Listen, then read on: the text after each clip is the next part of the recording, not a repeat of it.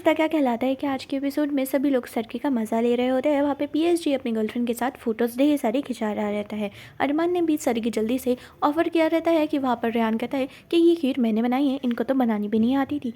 आलिया कहती है कि उसे खीर बहुत ज़्यादा पसंद आई है और वो पीजे से थैंक यू कहती है इतना एफर्ट्स डालने के लिए। जिसके बाद वो जब पीजे के फ़ोन में बहुत सारे रिसिप्ट देखती है तो वो पूछती है कि आखिर उसने इतने सारी चीज़ें परचेस क्यों ही की है, जहाँ उसे एक रिंग परचेस भी दिखता है। दूसरी तरफ अरमान और अबीरा से हम बात करते हुए देखते हैं कि अबीरा कहती है कि तुम्हें भी थोड़ी सी खीर जो है वो खा लेनी चाहिए, ट्राई कर रहे तो तुम भी कर लो। पर अरमान इस बात से मुकर जाता है कहकर कि नहीं नहीं मुझे भूख नहीं है और वैसे भी मैंने पहले ही खा लिया। पर तब भी ज़बरदस्ती अबीरा को पता होता है कि ये शायद इसलिए नहीं खा रहा है क्योंकि कल ये फास्ट रखने वाला है, तो वो जल्दी से उसे मनाने की कोशिश करती है। पर अरमान जब तब भी नहीं मानता, वो कहता है कि नहीं नहीं मैं बिल्कुल भी नहीं रख रहा हूँ, और हाँ तुमने कहा ना मुझे फास्ट नहीं रखना है तो मैं नहीं रखूँगा। अबीरा इस बात से बिल्कुल भी खुश नहीं होती है। अबीरा को ऐसा लगता है कि अरमान झूठ बोल रहा है। वो डायरेक्ट उससे कहती है कि मुझे पता है अरमान कि तुम कल उपवास रखने वाले हो, पर प्लीज़ मत रखना क्योंकि मैं करवा चौथ का उपवास नहीं रखने वाली हूँ, क्योंकि हम स्ट्रेंजर्स हैं तो हम एक दूसरे के लिए उपवास नहीं रखेंगे। जहाँ पर अरमान कहता है कि हाँ ठीक है मैं मान गया हूँ तुम्हारी बात और मुझे पता है तो ओके नहीं रखेंगे हम। पर अरमान रखने वाला होता है। जिसके बाद अब लावण्या कहती है कि थैंक यू गाइस, तुमने इतनी मेहनत करी और सर्गी के लिए भी थैंक यू। जिसके बाद अबीरा से वो लोग जाने के लिए कहते हैं। अबीरा फिर से लास्ट बार अरमान से वार्निंग करके कहती है कि प्लीज़ अरमान कुछ भी ऐसी गलती मत करना, बिकॉज मैं सही में अब करवा चौथ का व्रत नहीं रखने वाली हूँ, तो मैं तुमसे भी यही एक्सपेक्ट करती हूँ। दूसरी तरफ अब अगले दिन की बात आ जाती है, जहाँ पर आलिया जल्दी से अबीरा को लेके चली जाती है। अबीरा कहती है कि अरे यार मेरे फ़ोन को चार्जिंग तो होने दो। जिसके बाद वो कैफेटेरिया में फ़ोन चार्जिंग लगा देती है। वहाँ एक एक करके सारी सहेलियाँ आ जाती है और आलिया बहुत ज़्यादा खुश दिखाई देती है। आलिया अपने फ्रेंड से कहती है कि मैंने ना कल पता है पीछे के फ़ोन में एक रिसिप्ट देखा कि उसने रिंग खरीदी और मुझे ऐसा लग रहा है कि आज शायद वो मुझे प्रपोज़ करने वाला है। जिसे सुनकर उसकी सारी फ्रेंड्स बहुत ज़्यादा खुश हो जाती है। सब लोग उसे गले लगाकर कॉन्ग्रेचुलेशंस भी बोलते हैं कि यार फाइनली तुम बहुत ज़्यादा क्यूट दिख रही हो और तुम दोनों के रिश्ते में अब नया एक स्टेप आने वाला है।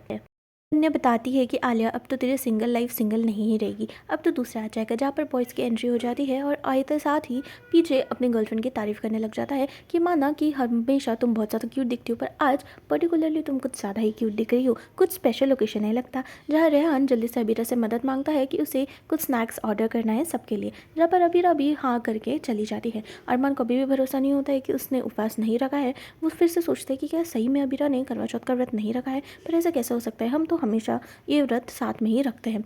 जिसके बाद वो देखता है कि रिहान को भी उसने मदद के लिए इनकार नहीं किया, बहुत खुशी खुशी वो मदद के लिए चली गई। जहाँ पर वो देखता है कि रिहान ने उसे एक सैंडविच थमा दिया रहता है और अबीरा उसे होल्ड करती है। जहाँ पर एक इंसान आगे आ जाता है जिसकी वजह से अरमान देख नहीं पाता कि पीछे क्या चल रहा है। उसी वक्त रिहान जल्दी से उस सैंडविच का एक बाइट लेता है और वापस से अबीरा के हाथ में थमा देता है। जहाँ पर फिर जब वो इंसान हट जाता है आगे से तो अरमान को जो दिखता है वो अबीरा के हाथ में एक खाया हुआ सैंडविच के तौर पर दिखता है, जिससे उसे ये गलतफहमी हो जाती है कि शायद इसने भी अब करवा चौथ का उपवास नहीं रखा। जिसे देखकर वो बहुत ज़्यादा नाखुश होकर कहता है कि यार अबीरा तुम ना कभी भी नहीं सुधरोगी, तुम इतनी ज़्यादा ज़िद्दी क्यों ही हो यार मेरी नॉटी गर्ल, अगर ऐसे ही चलता रहा तो हमारा रिश्ता पता नहीं कभी आगे बढ़ेगा। जिसके बाद रिहान बताता है कि मेरा प्यार करके एक ऐप है और मैंने इसे डाउनलोड कर लिया है क्योंकि मुझे अब सच्चा प्यार ढूंढना है। जिसे देखने के बाद अरमान भी कहता है कि हाँ यार ये तो ऐप बहुत ज़्यादा अच्छा है। जहाँ पर अबीरा लड़ने लग जाती है कि सच्चा प्यार और वो भी एक डेटिंग ऐप पर, मुझे तो नहीं लगता कि ये ऐसा कुछ होता है, मतलब कुछ भी। पर रेहान कहता है कि नहीं नहीं मिस, मैं एक सच्चा प्यार ढूंढने जा रहा हूँ और इस ऐप पर तो बहुत ज़्यादा इजी है। वहाँ पर अबीरा कहती है कि नहीं सच्चा प्यार बस एक ही बार होता है, और वैसे भी अगर तुम आप ऐप में मिलते हो उसके बाद रियलिटी में तुम दोनों के प्रेफरेंसेस मैच नहीं करते, चॉइसेस मैच नहीं करते, तो तब क्या करोगे, तब दूसरे लड़के को ट्रीट करोगे क्या? प्यार सच्चा प्यार बार बार होता है? अरमान कहता है कि हाँ जितने बार प्यार मिले उतने बार अच्छा होता है। पर अभी अब गुस्से में चिढ़ जाती है और वो कहती है कि हाँ इसीलिए अच्छा है कि मैं सिंगल हूँ और मुझे ये सब फालतू के काम में कोई इंटरेस्ट नहीं है, क्योंकि मेरे हिसाब से सच्चा प्यार बस एक ही बार मिलता है और वो भी किस्मत वालों को। ये बोलते साथ वो वहाँ से अपने फ़ोन की चार्जिंग की तरफ निकल जाती है। अरमान फिर से फालतू बातें करने लग जाता है। तो आलिया अपने बॉयफ्रेंड पीजे से कहती है कि हम करवा चौथ के प्लान के बाद क्या करने वाले हैं। पर पीजे उसे बताता है कि सॉरी बेबी तुम्हें तो सब अकेले मैनेज करना पड़ेगा, बिकॉज मेरा कल प्रेजेंटेशन है तो मुझे बहुत ज़्यादा अर्जेंट काम है, तो मैं उसी में बिज़ी रहूँगा। जिसे देखने के बाद अब आलिया थोड़ा सा मूड ऑफ हो जाता है क्योंकि उसे अब लगता है कि शायद इसके साथ कोई और है। जब वो जल्दी से अबीरा की तरफ जाती है और अबीरा से कहती है कि देखो ना अबीरा मुझे ऐसा लगता है ना कि पीछे की ज़िंदगी में कोई और भी लड़की है, मतलब आज वो मुझे प्रपोज़ नहीं करने वाला है पर उसने रिंग भी लेके रखी है, तो मुझे ऐसा लगता है कि उसकी ज़िंदगी लगी मैं कोई और लड़की है, क्या मैं तुम्हारा फ़ोन ले सकती हूँ वो ऐप डाउनलोड करने के लिए, जहाँ पर अभीरा उसे साफ मना कर देती है कि नहीं, मैं आखिर ऐसे ऐप पे क्यों ही जाऊँगी। पर आलिया उसे फोर्स करके प्लीज़ करके बोलती है कि प्लीज़ ना यार अभीरा, मेरी हेल्प कर दो, वैसे भी तुम सिंगल हो तो यहाँ पर अकाउंट बनाने में कुछ भी नहीं जाएगा, और वैसे भी हम बस स्टॉक करेंगे पीछे को कि पीछे के साथ सही में कोई लड़की तो नहीं है। जहाँ पर अब अभीरा हार मान जाती है और फाइनली उसे वो फ़ोन दे देती है। दूसरी तरफ अब वो वापस कैफेटेरिया में बैठी रहती है, जहाँ पर वो लोग सभी खाना खा रहे रहते हैं, बट अभीरा कुछ भी खा नहीं रही रहती। वहाँ पर अरमान फिर बीच में कहता है कि वाह देखो मैंने अभी आईडी बना लिया और मुझे 2 प्रेफरेंसेस चॉइसेस मिल भी गए, मतलब 2 लड़कियों ने मुझे पिंक भी कर दिया, हिट भी कर दिया। वो ये सब कर रहा था अभीरा को जलाने के लिए, और साथ में कहता है कि अरे यार ये लड़कियाँ तो बहुत ज़्यादा क्यूट है, मतलब इतने ज़्यादा क्यूट लड़कियाँ तो मैंने देखी ही नहीं, मुझे लगता है ना कि ये डेटिंग ऐप पर मैं अभी ज़्यादा दिन तक सिंगल नहीं रहने वाला। ये सब सुनकर अभीरा बहुत ज़्यादा चिढ़ है। अभीरा को यकीन नहीं होता कि अरमान ये सब हरकत कर रहा है।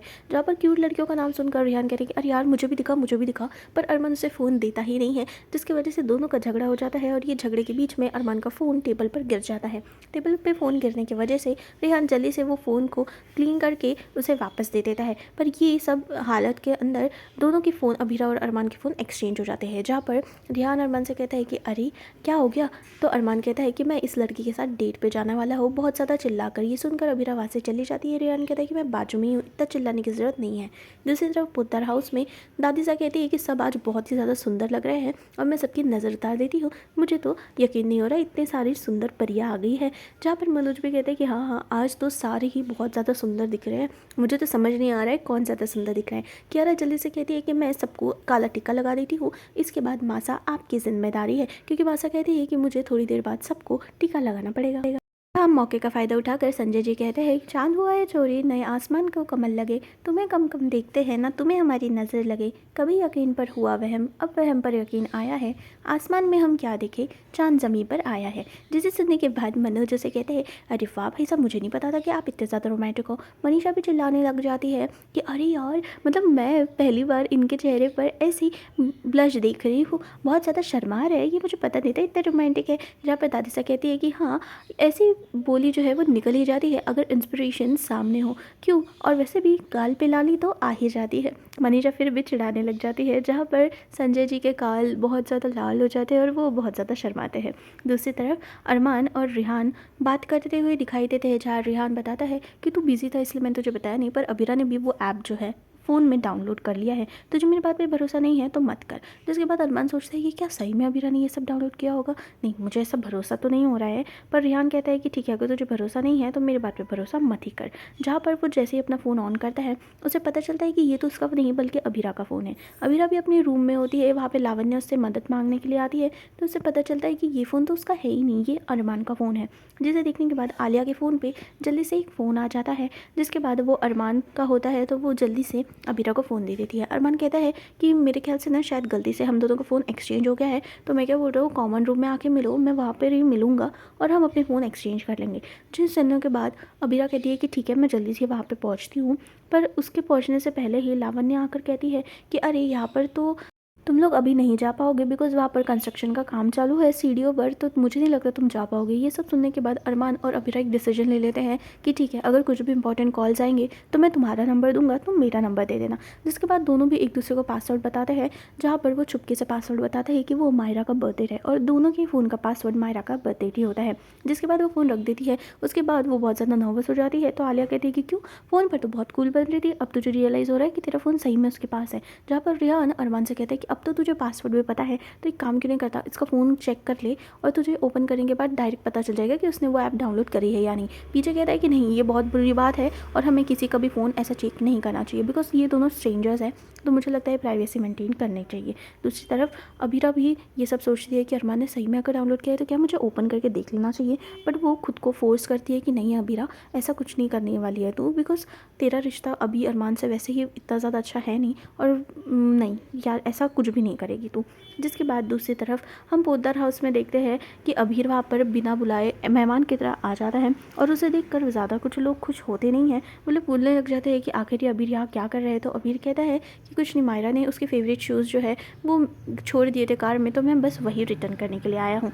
जिसे देखने के बाद मनीषा विद्या के कहती है कि आगे इसे आने की क्या ही ज़रूरत थी, ये आ नहीं सकता था तो कुछ गया रहता क्या। जहाँ पर मौके का फ़ायदा उठाकर तान्या कहती है कि अरे कुछ नहीं, तुम आ ही गए हो तो अच्छी बात है, हम लोग वैसे भी पूजा करने के लिए जा रहे हैं और मायरू बहुत ज़्यादा अकेली हो जाएगी तो तुम्हें उससे मिल के जाना चाहिए। जहाँ पर वो कियारा से कहती है कि कियारा जाओ, जाकर अबीर को उसके रूम में लेके जाओ। जहाँ पर वो दोनों भी चले जाते हैं। दूसरी तरफ दादी सा कहती है कि चलो चलो चांद आ गया है और जल्दी से हमें हमारी पूजा भी कर लेनी चाहिए। जहाँ पर विद्या अब चिढ़कर कहती है कि देखो मैंने कहा था, इसलिए मैं तानिया को कोई चीज़ देनी नहीं चाहती थी, उसने फिर से गड़बड़ कर दी। इस प्लेट में एक भी प्लेट में सिंदूर तो कहीं रखा ही नहीं गया है।